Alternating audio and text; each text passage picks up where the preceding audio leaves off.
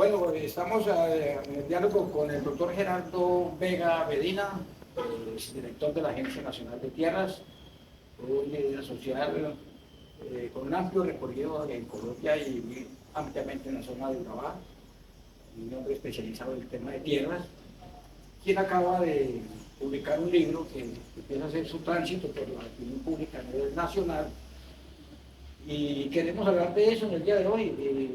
Doctor Gerardo, buenas tardes y bienvenido a Urabá.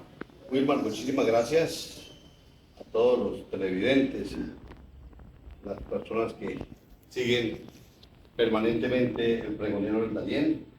Agradecerle. Sí, este es un libro que decidimos hacerlo y lo encabezo como respuesta, primero, al qué hacer, a lo que se ha hecho, y a la pregunta de por qué los fracasos en la reforma agraria. ¿Cierto? Entonces el libro lleva como título Los fracasos de la reforma agraria, tierras nuevas, trucos viejos, porque esta posibilidad de reforma agraria que brinda el gobierno del presidente Petro hace 60 años no se hace en el país.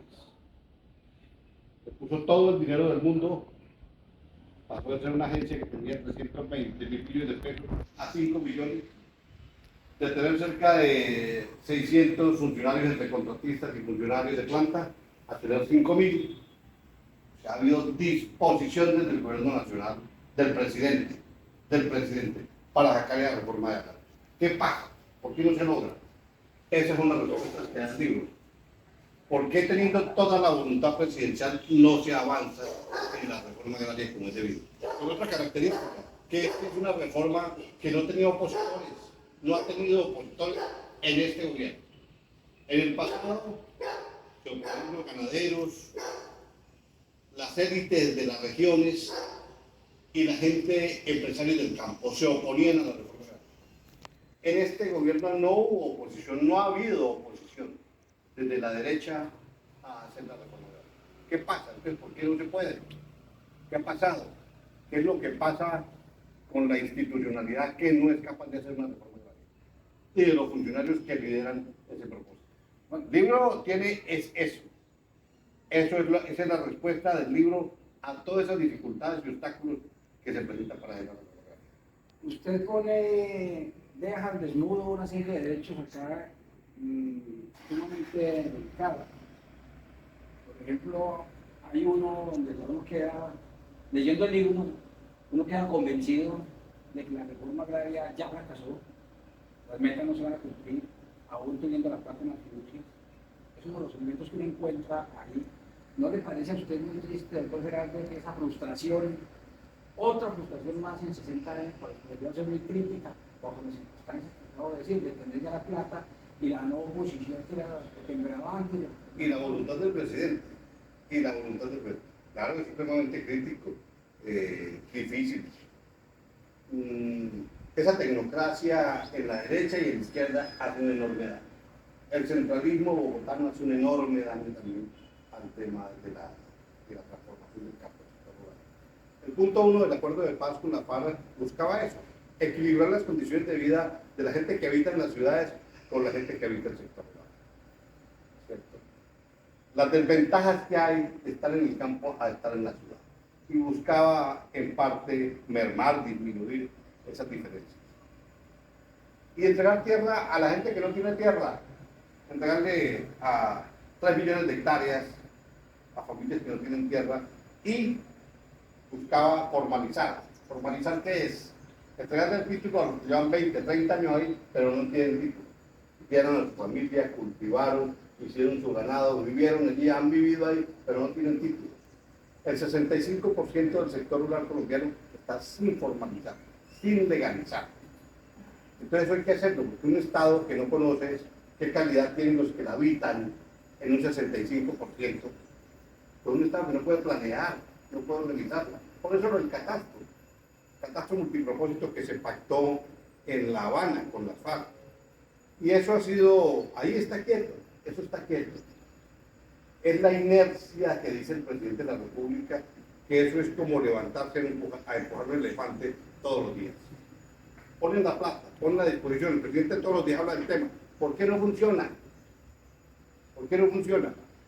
¿Por qué no se logra avanzar? Hasta hace 5 meses atrás había que comprar 42.000 hectáreas al mes, una extensión tan grande como Bogotá, para llegar a 1.500.000 hectáreas, la mitad del proceso. Pero en estos meses que van, lo que hemos hecho, lo que hemos mirado, es que no hay nuevas tierras compradas. Vamos, lo que hemos dejado, hay unas 16.000 hectáreas más. Pero esto lo ha hecho más grave, recuerden, es que están desmantelando las oficinas, están desmantelando, desmontando el proceso de inicio, y eso va a ser otro retraso más. Miren, la reforma agraria no está en Bogotá, está en los corregimientos, en las veredas y en los municipios de Colombia. Allá está. Y no es posible entonces que no tenga gente para que lo trabaje allá, que la mayoría de la gente esté en Bogotá.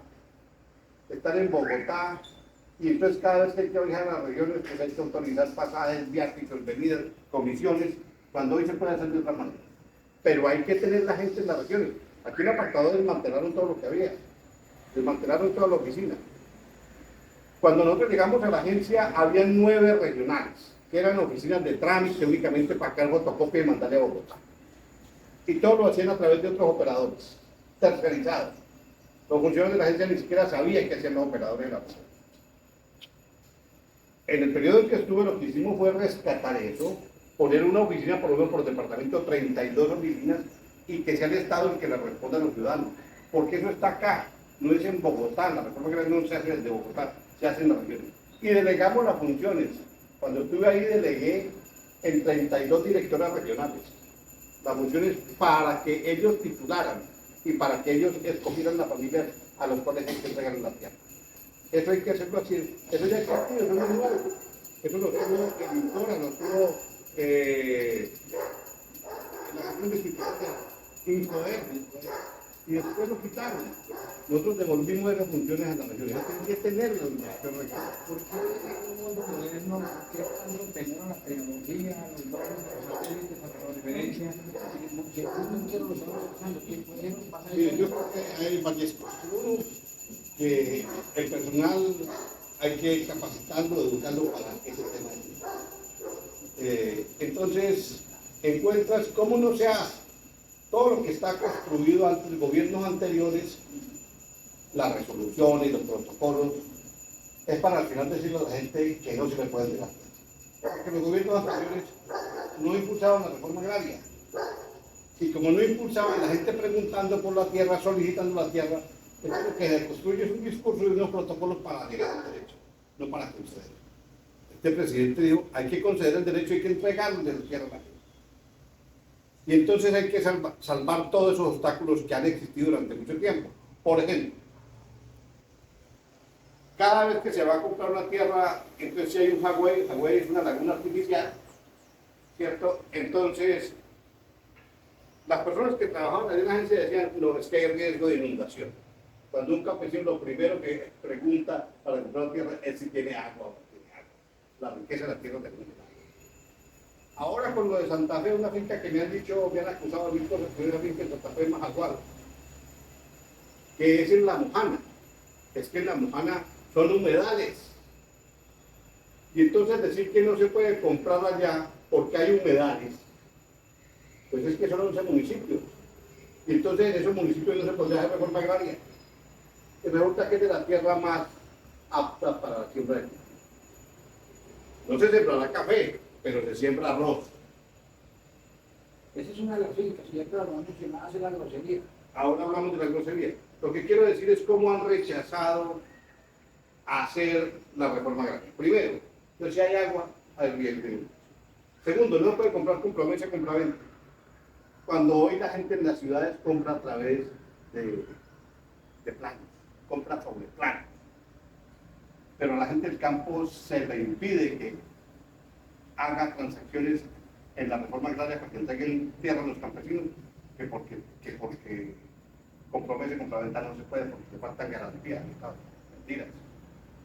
Eso se puede hacer. Que no se puede comprar tierras porque está un crédito en un banco, pues se paga el dinero en el banco y se continúa con el negocio. Que no se podía comprar tierras para los reincorporados porque de las FARC, porque estaban en un programa especial. Un grupo de colombianos y colombianas que hicieron una guerra durante 60 años, la FARC, se hace un acuerdo con ellos, se desarman y ahora se dice que no les pueden dejar tierra cuando fueron ellos los que pactaron el punto 1, que porque no estaban en un programa especial en un cómputo. Mire, todas esas son justificaciones para no hacer la reforma, para no hacerlo. Que no se puede comprar a través de métodos indirectos, o sea, satélites, aerofotografía. ¿Cómo no se va a poder hacer? Y eso es mucho más barato, más eficaz y más preciso que irse hasta el predio a medirlo allá con cinta y con topógrafos y con trípodes. No, satelitalmente se puede hacer. ¿Qué pasa? Dicen, no, es que no es preciso. Eso no es cierto. Y con esa serie de justificaciones no lo hace. La compra express. La compra express es comprar tierra en 35 días, tal como hacen los alcaldes de cualquier municipio de Colombia. Lo ha hecho Uribe, lo ha hecho Peñalosa, lo ha hecho Federico Gutiérrez, lo ha hecho Mocus, Claudia, en Bogotá. Tienen facultades para comprar tierra rápidamente, en 35 días. Margallera lo hacía. Pero cuando se trata de comprar tierra para los campesinos, entonces dicen, no, esas tierras que compran los alcaldes tienen las facultades legales para hacerlo rápidamente para una obra de interés social o una obra de beneficio público. Entonces aquí dicen, no, porque es que es para una familia campesina, entonces es propiedad privada, pero es porque siempre alimentos. ¿Qué más interés social que cultiven alimentos para 3.5 millones de habitantes que hay en Colombia que aguantan hambre? ¿Cómo no va a ser eso de interés social? Entonces, con unas excusas de hacerlo todo perfecto, es lo que hemos llamado la idiotez de lo perfecto, no tener sentido común. Como es que no hay sentido común decir que a los reincorporados de la PAC no les podría dar tierra. No tiene ninguna lógica, ¿cierto? Cuando el gobierno hizo un compromiso desde el 2016. Todas esas son las justificaciones de los no se puede. Y muchas veces todo eso se hace porque esa tecnocracia que está allí, que viene de gobiernos anteriores, que se mueven de un gobierno a otro, que es lo que hoy hay también en nuestro país, se mueven de un gobierno a otro, se acomodan a los nuevos planes de gobierno, a los gobiernos que lleguen, ¿cierto? Viven pensando fundamentalmente en cuidar su espalda, para que la Procuraduría, la Contraloría no los incomode. Pues si está en la función pública, sabes que eso puede pasar. Tiene que tener la decisión de hacerlo. Pero si está pensando en cuidarse la espalda, debería darle el espacio a la disposición y la claridad para hacerlo. Para hacerlo. Esos son la mayoría de... Ahí entonces en el libro son muchas las anécdotas que cuento. Un poco de la brujería, que es uno de los temas que más se mencionaron en los medios, entonces este escándalo que armaron alrededor de la agencia. ¿Qué fue lo que pasó en síntesis con la finca de la brujería? En noviembre del año 2022, estando en 2 meses ahí, estar apenas cuando llegué al cargo de director de la agencia, había un paro allá, unos manifestantes entre Chimichagua y Tamalameque, de Cesar. Muchas familias allí se han tomado la vía porque llevaban ahí como 5 años habitando y el gobierno se ha comprometido con ellos a buscar un acuerdo para ese tema de esas tierras, para solucionarle a los propietarios y a las personas que han ocupado esas tierras. Allá fueron como unos 20 funcionarios del Ministerio del Interior, de la Unidad de Restitución, de la ARN, de la Agencia Nacional de Tierra, en una avioneta desde Bogotá. Tuvieron 3 días con esas familias, hicieron un acuerdo de estudiar esas fincas, como 15 fincas, para compra en el tema de la reforma agraria. Yo no fui, fueron funcionarios de la agencia. Eso lo lideró la viceministra del Interior y lo lideró el director de la Unidad de Restitución, Giovanni Yule. Y allá estuvieron, y se hizo un acuerdo. En cumplimiento de ese compromiso, se compraron como unas 7 fincas de esas. La finca La Grosería. Primero, algunos funcionarios dijeron, no, es que esa finca no se puede comprar porque ese señor tiene violación de derechos humanos. Muéstrenme una sentencia. Yo no conozco al señor, nunca lo he visto. Es una sentencia porque no pueden andar acusando a una u otra persona, ¿cierto? Diciendo que está acusado de derechos humanos. ¿Y dónde está acusado? Entiendo que hay un informe de una organización no gubernamental, pero no hay ninguna decisión, ni en fiscalía, ni de juez, ni ninguna. Luego dijeron, no, es que el predio está sobrevalorado porque allá hay una palma sembrada, algo así. Se hizo un segundo reavalúo. Se hizo el segundo reavalúo y se aceptó el segundo reavalúo. Y sobre eso hizo la oferta la Agencia Nacional de Tierra. Y después de eso dijeron no, es que la tierra no es apta para siembra de alimentos. Son los que se oponían. Al interior del propio gobierno, en mi opinión, la tierra hay que comprarla en ese precio y dejar de mamarle gallo a la gente. Dejar de tomar el pelo a la gente. A esos campesinos que desde el comienzo han estado allá. Ahora dicen, no tiene actitud agropecuaria la finca, cuando la gente vive allá, produce yuca, ñame y una serie de alimentos, y viven allá. Ya voy a hacer 7 años viven allá, y de eso viven. Pero a alguien desde Bogotá se le ocurre decir que no, ¿cierto? La idiotez de lo perfecto, vuelvo a eso. Entonces, eso está allí. No sé cómo ha avanzado, si la agencia ha avanzado en eso. Tienen que, en mi opinión, tienen que cumplirle a la gente ese compromiso, comprando esa tierra, parcelándola y entregando. El presidente Petro aproximó un gobierno a José Pérez Mazolín y esto generó cierta urticaria en algunos funcionarios del Ministerio de Agricultura. ¿Cómo vivió esta experiencia ya con José Pérez y con los secretarios que no estaba? Sí, yo escuché muchas cosas ahí. El acuerdo que hizo el presidente es un buen acuerdo, que está siendo cumplido hasta donde entiendo todavía por Fedegan. Nosotros hicimos muchísimas reuniones en conjunto con Fedegan. Íbamos a la región, estuvimos en Puerto Triunfo, en Barranquilla, en Santa Marta, en Valledupar, en Montería, en muchas regiones del país, donde ellos convocaban a los ganaderos, ellos es Fedegan. Nosotros les exponíamos cómo era que se estaba haciendo la reforma agraria y había buena disposición. En el momento en que me fui en febrero de este año, habían 700.000 hectáreas dispuestas por Fedegan para la venta. Había que hacer los levantamientos topográficos, pero había resistencias ideologizadas de funcionarios que decían que cómo les ocurría hacer eso con Fedegan. Entonces no lo decían de esa manera, sino que decían que las tierras que ofreció Fedegan no sirven, cuando nosotros en la agencia teníamos una constatación completamente diferente. ¿Por qué? Porque entendemos que no es por un tema altruista de José Félix Laforí o de los ganaderos, es porque el mundo rural se quedó atrás y no están siendo eficientes. Un país que todavía exportando ganado en pie, ¿cierto? Donde hay cientos y cientos de hectáreas sin cultivar, pues para ellos es mucho más rentable hacer un proyecto silvopastoril, ¿cierto? Donde la mitad, vendían la mitad de la tierra y la otra mitad renovaban su terreno, lo hacían mucho, la finca la hacían mucho más productiva y en la otra mitad se criaba ganado con arborización, ¿cierto? No dijo el presidente, no, las vacas comiendo mirando para arriba, comiendo los productos. Entonces, eso es mucho más rentable para ellos. En promedio, una vaca utiliza hectárea y medio. Eso no tiene ninguna presión. Cuando hoy se puede en una hectárea tener 12, estuvimos. La finca San Pablo, que se compró en San Marcos allá, eran 12 vacas por hectárea. Potreros rotativos, ¿cierto? El ganado entra, encuentra un pasto a 1,20 y sale cuando tiene 5 centímetros de pasto, en 24 horas, y se va rotando. Ese potrero se deja descansar 24 horas, vuelve y crece el pasto, y vuelve y va a tocar. Yo creo que a usted en el imaginario también había tenido que pese a los resultados que usted dio en el entregué a tiempo actualmente la agencia, pese a esos resultados, el presidente no respondió a los gobiernos del palo de la rueda. En alguna reunión, la última que estuve ya como en Palme, el presidente ya accediendo al cambio. Yo creo que el presidente tiene una expectativa enorme. Nosotros alcanzamos a 270.000 hectáreas. Hoy van para atrás. Hoy informan de 170, 180. Nosotros informamos de la compra, es que los 3 millones de hectáreas no es únicamente compra, tiene varias fuentes. Cooperación, todo lo que llega ahí por comparación de tierra, algo donó 2.000 hectáreas.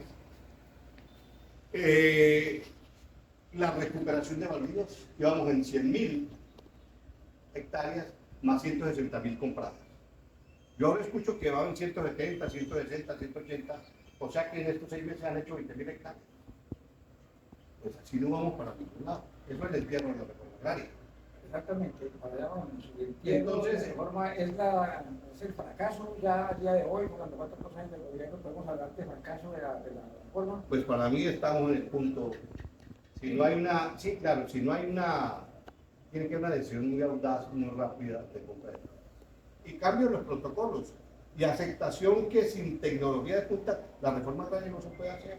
Utilizando métodos satelitales hay que hacerlo. Es que hoy se puede medir la tierra desde un satélite, se puede saber la altitud de la tierra, si tiene vías pavimentadas o son vías rurales en tierra, el tipo de pasto que hay dentro de la finca, si hay personas habitándola o no, si hay viviendas o no, todo eso se puede saber. Entonces puede ser mucho más rápido, mucho más rápido. Sigue descargando al presidente Petro. Sí, desde luego, el presidente hizo dos cosas muy importantes, que era ponerle la plata en la reforma agraria, billones de pesos, y la disposición y la voluntad política. Todos los días el presidente habla de esto, buscando ojalá que todos los funcionarios se pongan en línea para hacer esto. Pero si desde los ministerios y las propias ministras, las dos por lo menos anteriores, se oponían a un desarrollo rápido, ¿cómo se oponían? La ministra Cecilia decía simplemente que había que hacer una cosa, así fuera pequeña, pero muy bien hecha. Y una vez el presidente dijo, oiga, pero para hacer una cosa pequeña está una organización no gubernamental o una universidad para que haga un piloto. El Estado es para hacer la reforma, la previene de no una cosa pequeñita para mostrar y decir que eso es perfecto y así se hace la reforma. No. Y lo segundo es tener la voluntad y la decisión, no puede haber temor en los funcionarios para adelantar. Es que miren, viven con el corazón en la mano, ¿cierto? El alma en vilo, porque los van a investigar. Entonces, si la Procuraduría dice no se puede comprar con promesa, compraventa, entonces, imagínense, cuando hoy la gente compra sobre plano, y la ley lo autoriza, nadie está diciendo que no, la ley lo autoriza. Se van por el camino de negar el derecho, porque es más fácil. Si yo no hago y niego los derechos de la gente, pues de qué me van a acusar. ¿Por qué las cifras favorecen tan poco a Urabá, donde están concentrados tantas víctimas y digo tanto despojos? Porque las cifras son tan... Porque había una consideración, eso era otra discusión que hay pendiente y no se resolvió pues a través de unos núcleos que hoy la nueva ministra plantea y que son una región, los 7 departamentos del Caribe, ¿cierto? De Antioquia le toca el Magdalena Medio, el resto de Antioquia no. Entonces los demás son los departamentos del Caribe donde estaba priorizado. ¿Qué se podía hacer en Antioquia y en Urabá? Comprar tierra para reincorporados, para indígenas o para negros. Pero no en el corazón del tema de reforma agraria, era como estaba planteando. Porque esas zonas del Caribe, los 7 departamentos del Caribe y el Magdalena Medio, pues se dice, los estudios indican que es la tierra más fértil, ¿cierto? Que tiene mejores condiciones para la producción alimentaria. Y entonces por eso se priorizaba en esas regiones. En las otras se puede comprar para reincorporados indígenas y para negros. Me quedan 2 preguntas al final del doctor Gerardo Vega. La penúltima es, ¿cómo ha sido la acogida del libro del público? Estos días leía que está entre los libros más leídos en los últimos días en Colombia. ¿Cuál ha sido su balance con el libro?